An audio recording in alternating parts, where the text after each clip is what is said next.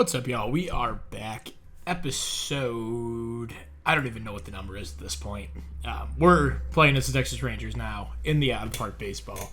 24, former Washington Nationals save.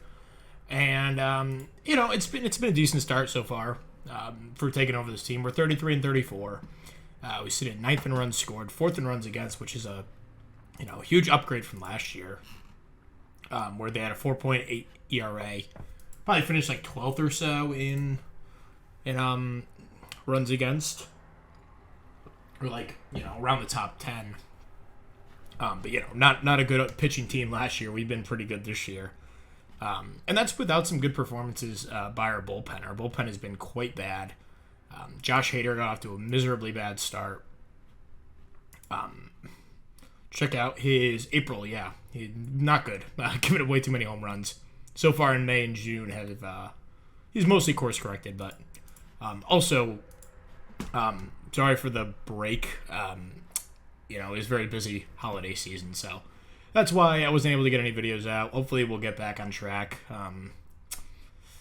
But yeah, maybe after the series, I'll probably take a little break until OOTP 25 drops. We'll pick up some content. Maybe I'll do a couple mini series and stuff along the way, and I actually have one planned. I was able to get Out of the Park 15 downloaded on my computer. I had it in my Steam account, and I was able to download it, fire it up the other day, and it's pretty crazy. So I might do a video on that pretty soon. Just kind of looking back and how the games change over, I guess, 10 iterations of the game. And yeah, anyway, that's just a little channel update, I guess, before we get into this.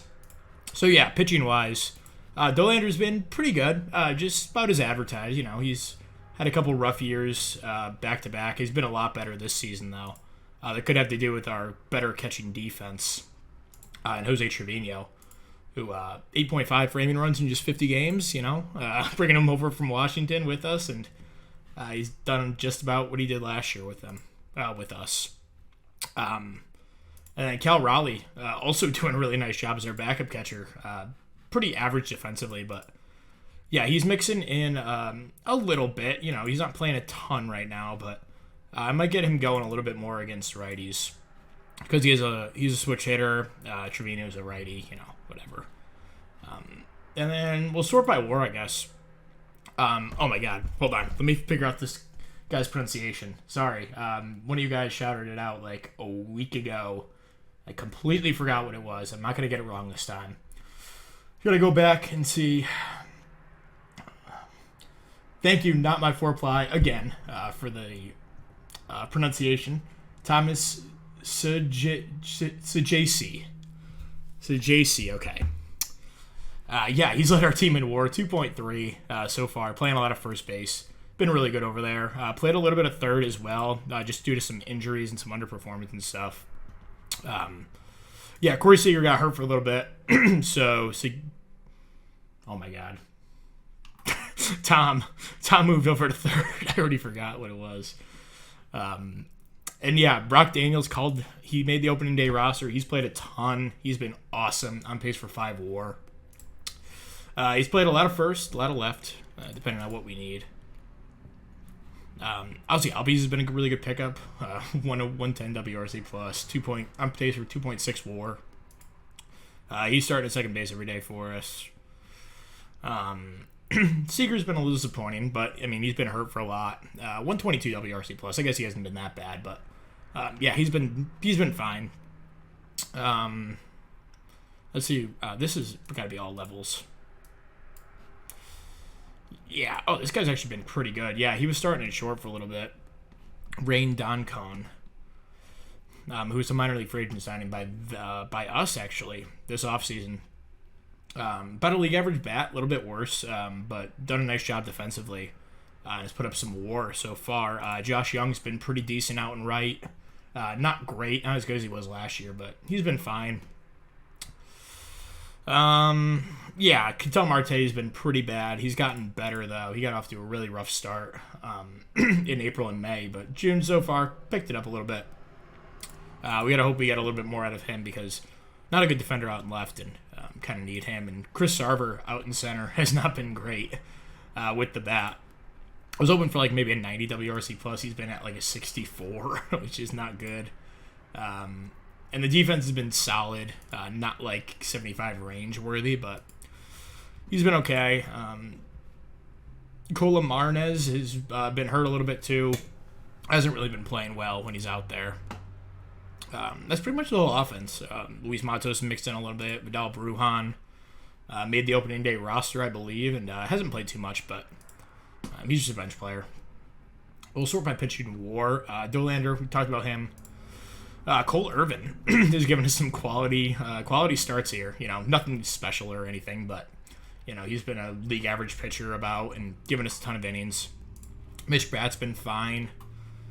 Justin Steele's been a really pleasant surprise. Signed him as a kind of a 1-year prove-it deal flyer type of guy.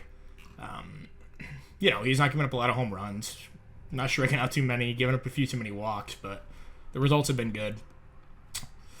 But yeah, the bullpen's kind of coming into, you know, I guess we're kind of figuring it out here. Mark Church has been good. We picked him up off waivers just about a month ago. Again, probably a guy who probably shouldn't have been on waivers, but we picked him up. He's been awesome for us. Ozuna, I think, he was a minor league. You know, he was a free agent signing by them a few years back. Freddie Pacheco, we got him in a trade, or they got him in trade a few years back. He's been pretty solid for us. Cole Henry's been disappointing, though. Hopefully he can turn it around.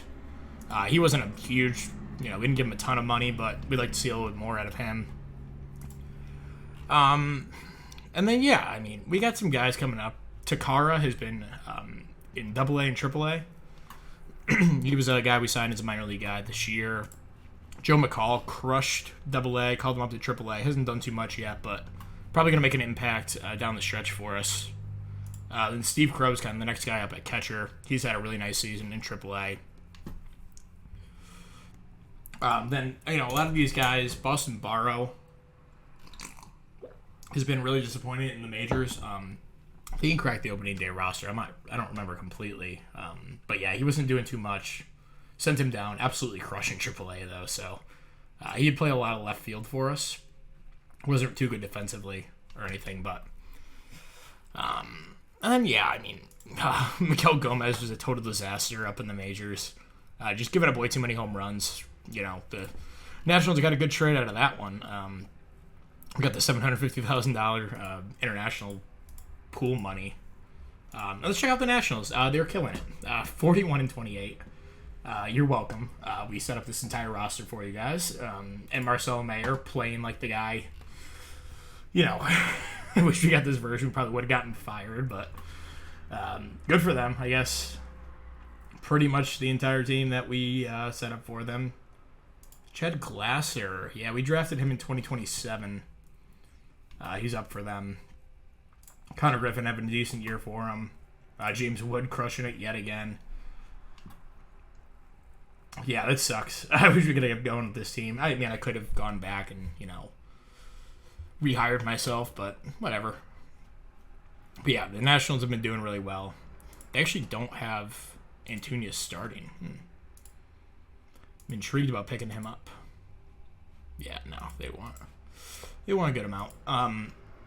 Yeah, so we're gonna keep moving forward this season. I just want to check in as we approach like the draft area, June 20th now. So I'm gonna keep moving forward. We'll come back with another update. One more guy I forgot to mention, Dylan Cease, has been solid. You know, he's a free agent after the year. Didn't give up too much to get him, and we got Chris Sarver too. We give Tommy Spett, who actually they didn't protect him on their Rule 5. You know, they didn't put him on their 40-man roster, so he actually got picked in the Rule 5 draft, the first overall pick by Pittsburgh. Sorry, from Pittsburgh to the A's. So that's why he's on the A's now. But yeah, we gave up him. And we gave Leo Jimenez, who was kind of spare parts, hasn't really been playing well for Pittsburgh so far, and then this Davis Diaz character is in AA. So not looking to like too bad of a trade. Seems to give us enough where we don't feel too bad about that at this point. Camilo Doval, picked him up off of waivers. He strained his forearm. He's out for 3 months. Dalton Varsho, I think he was out before the start of the year. Stone Russell was not playing well for us as a DH, but he's on the IL at the moment. Domingo Acevedo, a guy who the regime before us gave $3.3 million to. He wasn't pitching too badly, but he is tore his elbow ligament, so he'll be out for the full year. But yeah, just want to check in on those guys. I completely glossed over that. All right, so it's time for the first-year player draft, and we have the 4th pick. We went from 10th to 4th, I guess, in the lottery. I always seem to miss when the lottery actually happens, but anyway, we are going to hop into this. Poor Boston, projected to be 7th and wound up at 13. As Milwaukee moves up from 11 to 2, and we move up from 10 to 4, so not bad. Let's jump into it. I haven't had a pick this early since our first year as the Nationals, I believe, so let's see what we got here. Chris Schneider looks like a nice high floor pitcher. These are actually all pitchers. Jim Fauch looks like a total stud at first base. What's this guy? Jeremy Hetrick. Looks like a nice corner outfielder. Doesn't look like the craziest draft in the world, but definitely some good players we can probably get at number 4 here. So let's see what the teams ahead of us do. Colorado, number 1. They take the first baseman, Jim Fauch. Not a bad pick at all, even though I like defensive versatility. I probably overvalue it. I've kind of done some soul searching in the past couple, I guess the last week. And kind of like, what should I value? Should I just go for the upside, or should I go for these high floor guys? Because, I don't know. It doesn't really seem like I've been the best drafting GM, at least in this save. Because I like to value floor over upside. Like, this guy is probably a guy I should go for. But I never really think to do it.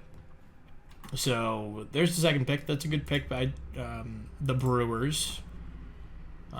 See, I wouldn't take this guy, although actually he's 6'5". He could definitely stick at first with that bat. So, all right, let's see what our scout thinks. He thinks we should take Colt Van Loon.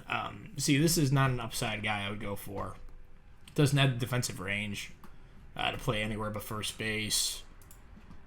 So let's go through all players, kind of check out what we got here.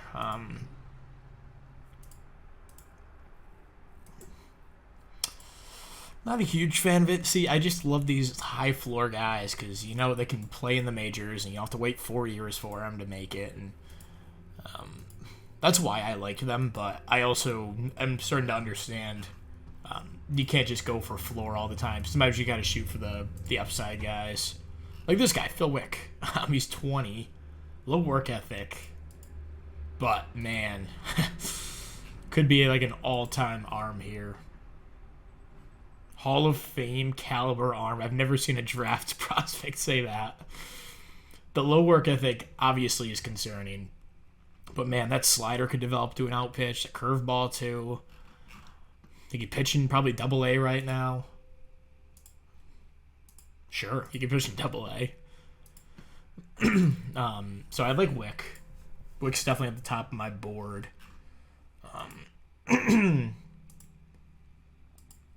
Yeah, I mean, this guy's also interesting, but, like, he's 19, has a lower floor. He doesn't have the low work ethic, which is nice.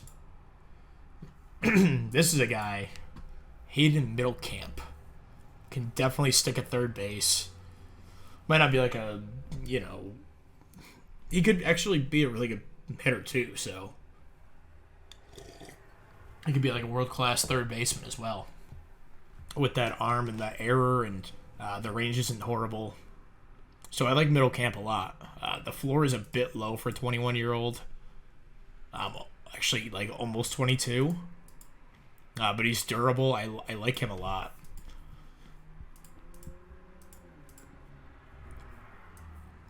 Sean Bradbury's not bad. See, like Sergio Montoya.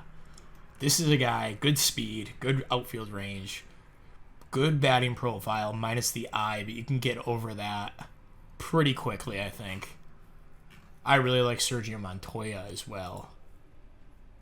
Chris Schneider I like, but he doesn't have a out pitch like fastball, changeup, sinker. I guess hypothetically the changeup could be an out pitch, but the two fastballs, he doesn't really seem like he's going to be a starter.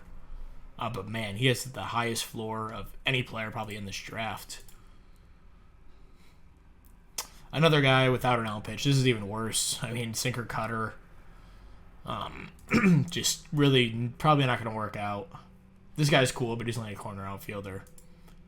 Doesn't really bring any defensive value. Ooh, knuckleballer. Nice. Alan Burkett. 3-pitch arsenal, outstanding knuckleball. Really intrigued by the knuckleballer. But he's 21. The control's an issue. Sinker, changeup, knuckleball. Wow. That's a fun player, man. I'm going to go see what they would recommend for a pitcher. I think I still like Wick better, even with the low work ethic. Mike Jones also interesting. Man, a lot of good arms in this draft, man. David Morales.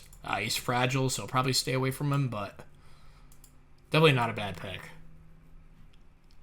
Josh Soley, another good, nice player.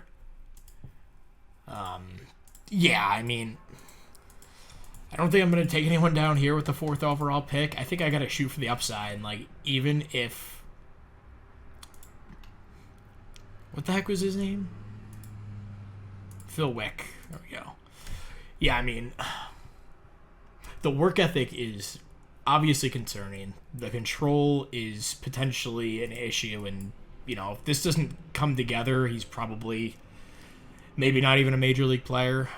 He's only 20, though. Still a lot of room to grow. He's durable. Great out pitches. I think I got to take Phil Wick here, even if there's concerns with the work ethic, leadership, whatever. Let's see who my scout thinks for pitcher. Yeah, they think Wick. I would agree.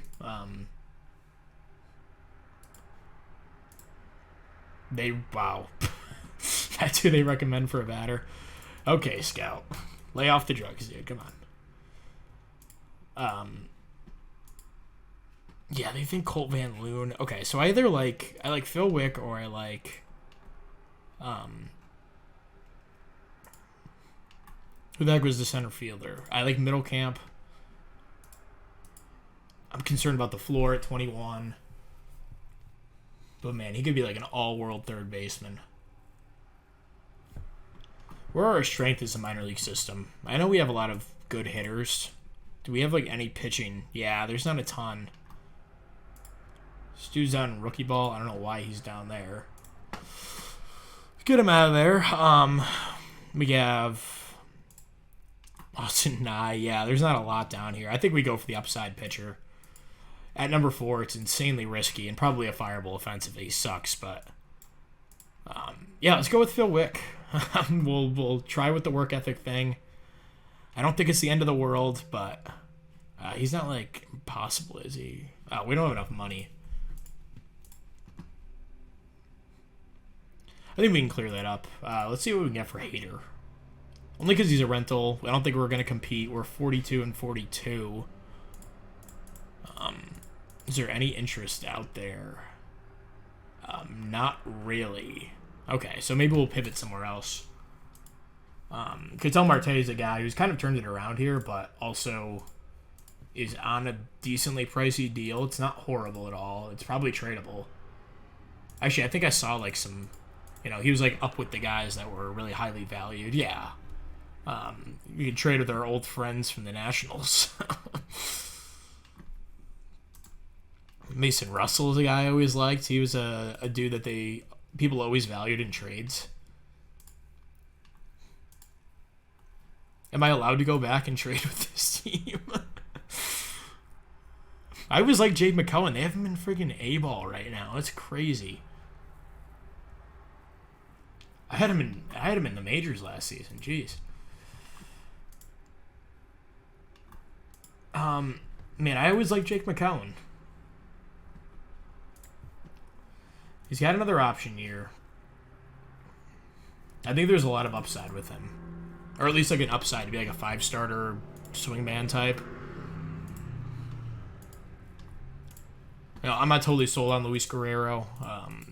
I know he's actually hit decently well, but I don't really like this build for a corner outfielder. Dean Curley's absolutely crushing AAA. Maybe I'll just draft Wick now. Figure this out after. Let's do that. Okay. Phil Wick is the pick. I think the upside's too intriguing, even if he has a bad work ethic. All right, second round pick. What do we got here? So, no chance our dude. Yeah, no.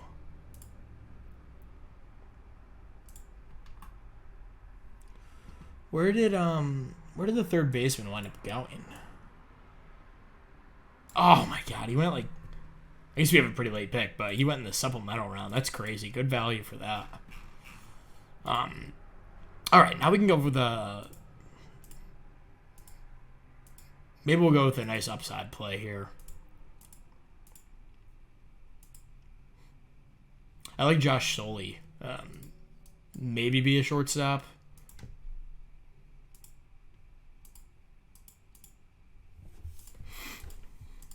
I really would like a nice center fielder or something. But guys are always hard to come by in the later rounds. This guy's fragile. He's okay.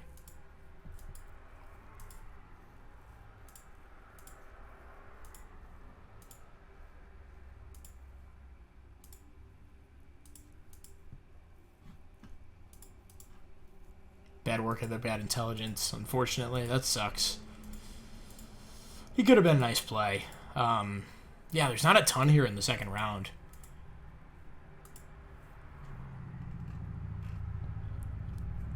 Nice high upside. High school arm there.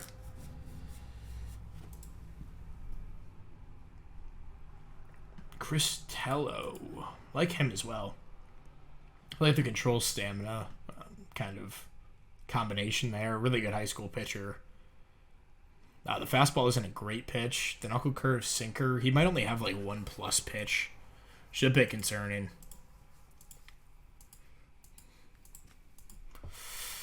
Yeah, I mean, there's not actually a ton that I like here. Thought there'd be like a nice obvious player, but let's go back to the top of the board here. I actually don't think Jerry Brogna is a bad pick, but he's impossible. Probably not going to happen. Never mind. Bolinas is a nice, I think he could stick in a corner too with this bat. He has some power upside.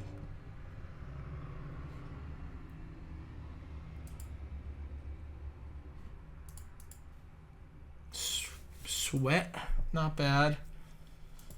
Eric Woodbury can't play defense.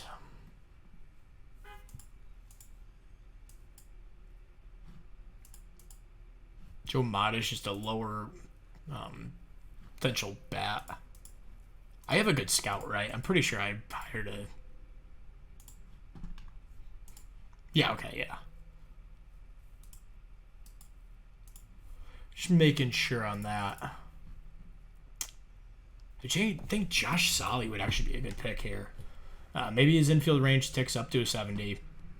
Definitely has the power, or the upside with the bat to stick even at second base if we need to put him there. But also, should we just go for the upside and, make a splash and try Bolinas? Let's do it. I'm going to go for a little bit something that I normally wouldn't do. And, yeah, let's meet his demand. All right, third round. We'll do this off camera. Come back with the results in a second. All right, so to be blunt, since the Nationals fucked me, I'm gonna fuck them on this trade. So we're gonna give Ketel Marte. He's not having the best season. Under contract for another year. He's a good player, but we're also throwing in Pat Cox, who's the guy they liked. Kind of scares me that they like him, but we'll go for it anyway. And we're gonna pick up. This guy we drafted in the first round last year, Eric Bloomer, who has the high work ethic, high intelligence, really good outfield range. He's developed really nicely for them. And he's a guy that I drafted, and I wanted to see what he can do. And And we're going to get a shot here to do that. Because we're going to pick him up. Probably be our center fielder / maybe left fielder of the future. We'll see. And then we're also picking up my boy, Yasel Intunia. A guy that they're barely playing and that I, have kind of carved out a career for here or in there in Washington. And, career 111 WRC plus, 10.7 WAR over 5 full seasons, which is really good for a guy who probably shouldn't be that guy. So, Antonio will step into our DH role. Bloomer will probably play in AAA for now, but he's the fast track to the majors here. With our outfield kind of in shambles at the moment, I mean, we don't really have a ton. Brock Daniels probably shouldn't be out there. Josh Young, again, probably shouldn't be out there, but he's been fine out there. But and Chris Sarver, who's like a good defensive player, but not like amazing offensively or anything. So we're going to make this trade and pick up Eric Bloomer, and this also frees up a good amount of money that we're going to be able to use to negotiate with their draftees. So we'll throw Phil Wick an offer. Then we drafted a couple different guys. Josh Bolinas, we took in the second round. Josh Soley, who's the guy I was looking at in the second, dropped to the third. So I picked him up. Decently low demand. Then Gabe Larson, another guy that I liked. Didn't have a crazy signability. So he was a nice arm to pick up, a good dart throw. And then we took Mike Coleman. A lot of the guys that I liked had like $3 million demands at this point. So I took Coleman, who has some tools with the home run hypothetical power. So we'll see about him. I didn't love that pick or anything, but he had a low demand. And then Keyshawn Wright, kind of same story. Has his deficiencies, but a decent upside player. And we're in the 6th round right now, and I really want to draft this guy, Brad Snyder. And one of the reasons I want to open up the money was to draft him. He wants $3.2 million for some reason. So the reason I like him is because my scout discovered that he has a forkball, and OSA does not know that. So I think he could actually be a better pitcher potentially, and he's already shown that he could add pitches. So I don't know if we don't really have enough money still. So I'm going to have to open up some more, but I plan on drafting him, and we'll go over the rest of the draft in a second. But yeah, exciting trade there. We'll see how it plays out for both teams. All right, so if I was to guess, this will probably be our only move at the deadline here. We are 48 and 49 at the moment, and I don't know. I just don't think we're a good enough team to push for the playoffs this season, but we're really, okay. Basically, I signed this guy, Takara,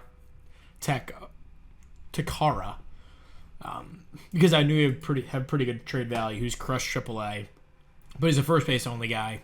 You know how I feel about these dudes. They're very replaceable, and I'm sure Takara will actually be a really good hitter, but I just don't really have a spot for him on this team. We're also throwing this guy, Dallas Macias, in the deal, who's played well in AAA. So it's those two going to Oakland for a pretty good haul. Herman Ortiz is the, I guess, centerpiece of the deal. Let's see, where'd they get him?